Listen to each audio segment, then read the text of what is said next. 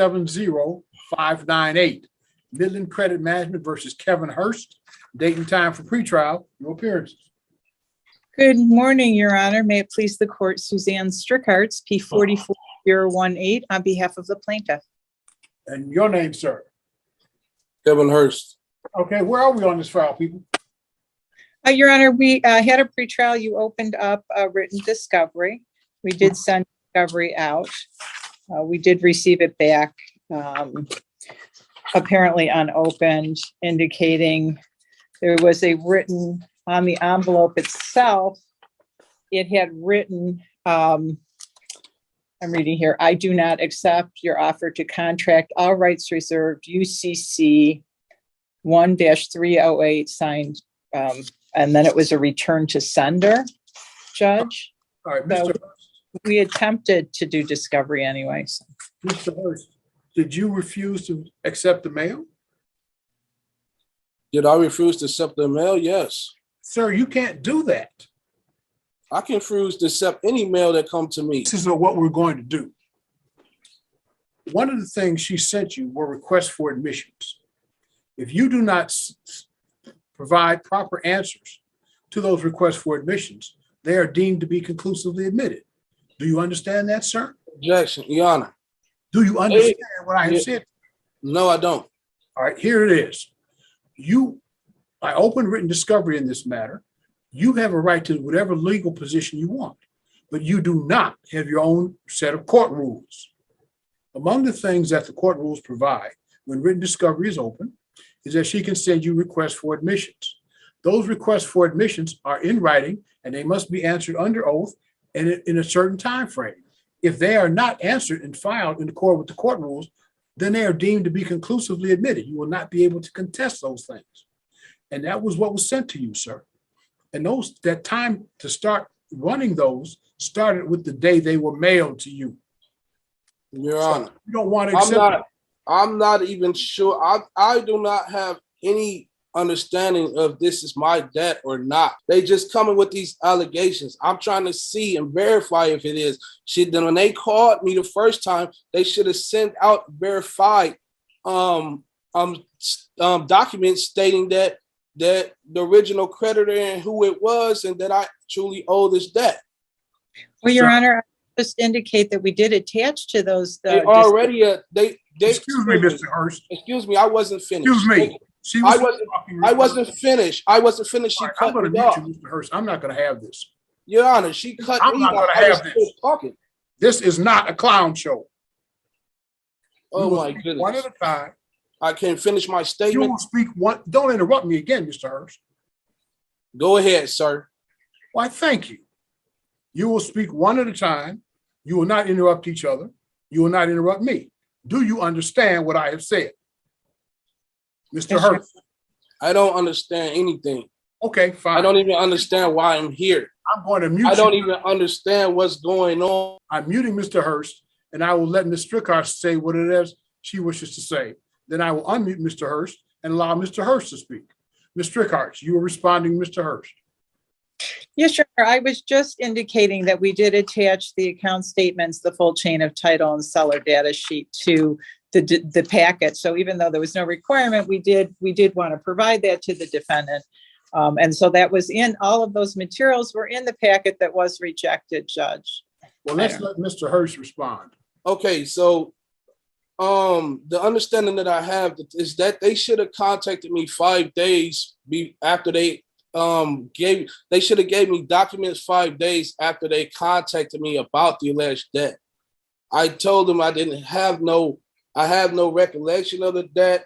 Yeah, I don't even know enough information to admit or deny the allegations to the debt. So if they're accusing me of this debt, I would like to ask them a few questions so that they can verify that this debt even belongs to me. And that's why I refused the packet, because I don't know if they're trying to contract with me or not. I didn't know what it was, so I sent it back. All right, let me explain it to you again. Whatever political views you have. I had no understanding that they were sending me these things. They didn't even tell me that they was going to send me. In the last court date, did they say Or did she say we're going to send you something? Sir, I opened written discovery. That allows you to serve written discovery. That allows her to serve written discovery. And she did so. If you elect not to receive it, then that's on you. That's the risk, and you bear the risk of that. But I would urge you, and let me tell you, as I told you at the beginning, you have an absolute constitutional right to represent yourself, but what you do not have is a right to your own set of court rules. You may not be frustrating the court rules, sir, by refusing to accept mail. If that's the choice you make, then that's the choice you make, and you will have to live with the consequences of that. I would urge you, sir, perhaps you might want to get counsel, because I don't think you understand the process, and I'm not at all sure you understand the consequences of the choices that you are making.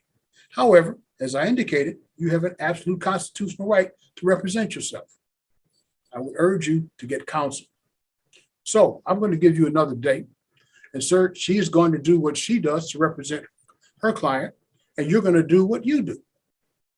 And if the court rules cut against you, then so be it. I got a question. They are claiming that this debt belonged to me. Would they have to produce all the proof and verify that this debt belongs to me? The plaintiff has the burden of proof, Mr. Hurst. That's right. So she had to produce the proof that this debt belongs to me, right? She has the burden of proof. Okay. Thank you. All right. Judge, I'm sorry, Ms. Rickards? Your Honor, would it be possible for us to receive a motion date for, say, mid-July? Let's give him one more opportunity. Oh, you want me to resend the packet, Judge? I want you to resend the package. And sir, let me urge you as strongly as I can. So receive and open the package. Because if you do not, the request for admissions will be deemed to be conclusively admitted. The lawsuit, as a practical matter, will be over. Do you understand what I have said to you? Yeah, I understand. Do you I got a question. Should they have sent me something before they send me this package since the last court date Sir, to verify that? sir, they're not required. If you think you need some information, you have the right to seek discovery too. But you can't tell them how to litigate their case. The same way Okay, they can't so tell you. she's going to send me a packet, and I'm going to send her back a packet as well, right? No, you're going to do what you choose to do. She's going to send you again those requests for admissions. Well, you said the Don't discovery interrupt me again. for me We had and this her. conversation before, didn't we? Sorry, We Go had ahead. this conversation before. go ahead. As a courtesy to you, she's going to send you the request for admissions one more time. You will either accept the package or you will not. You will answer and serve the request for admissions in accord with the Michigan court rules, or you will not. And then if you do not, then those things will be deemed to be conclusively admitted. If you choose to send written request for discovery, you have a right to do that too. You can send written interrogatories, request for production of documents, and request for admissions. Same as her. All right, we are on the record. This is 21-170-598. Midland Credit Management versus Kevin Hurst. Date and time for pretrial. Your appearance. Good morning, Your Honor. May it please the court, Suzanne Strickhartz, P44018, on behalf of the plaintiff. And what is your name, sir? Kevin Hurst.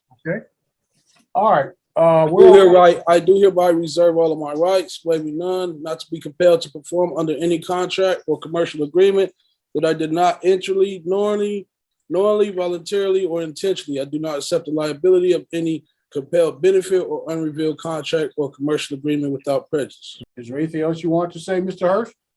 That's it. All right. All right. Where are we on this file? Judge, discovery's been completed. Motion for summary has been filed. We are looking for the court to assign a date. Okay. Let's get you guys a date. Mr. Hurst, do you have the motion for summary disposition filed on behalf of the plaintiff?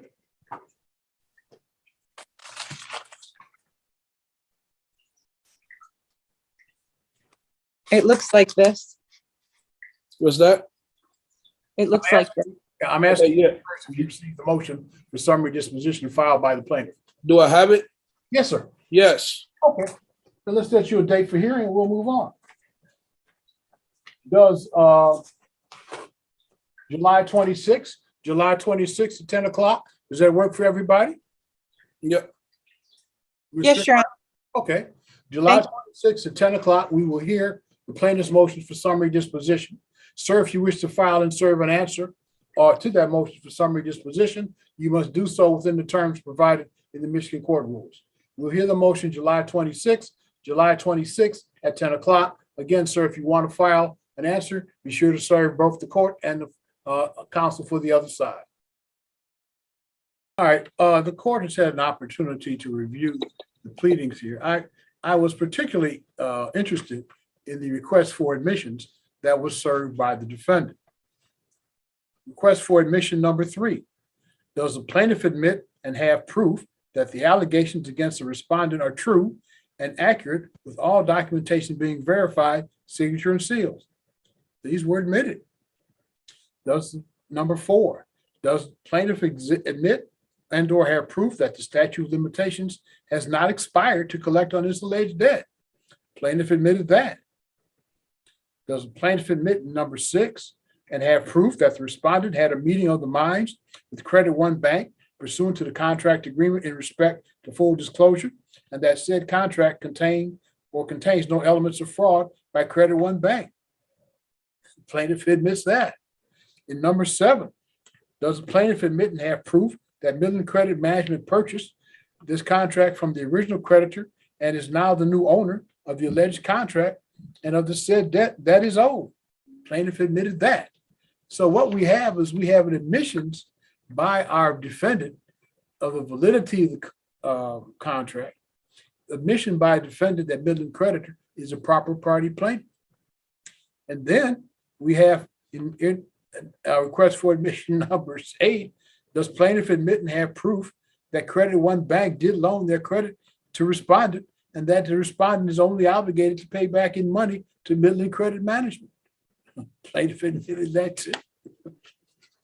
I also note for the record that having reviewed the brief answer to plaintiff's motion for summary disposition, first of all, contrary to the court rule, is not supported by an affidavit. 2.116G4 says that when a motion for summary disposition under C10 has been filed and served, the opposing party here would be the defendant, may not rely upon his pleadings, but must by affidavit or as otherwise provided in this rule demonstrate the existence of general issue of material fact. Again, I note for the record, no affidavit was submitted here. I think it's fair to say that the pleading filed by the defendant is somewhat obtuse. I quote, for example, from the 3rd page, the agreed upon proof of claim does not serve in place of the original account, for it is a conditional acceptance and not the foundation of an action, and does not become an original demand and amount to an express promise to pay the actual sum stated. In his first paragraph, the plaintiff, and I'm quoting again, plaintiff claims that the living soul utilizes an address in his answer, when in fact the address that is used there indicates that the living soul does not live at this address, but is receiving mail there. So the defendant has failed to appear. He has failed to support his brief answer to plaintiff's motion for summary disposition by affidavit as required by the court rule. The court has had an opportunity to review the pleadings filed on behalf of the plaintiff in this matter, and I'm satisfied. There's no general issue of material fact in this matter. Summary disposition is granted in favor of the plaintiff. If you'd be kind enough to send me your judgment under the 7-day rule, I'd appreciate it.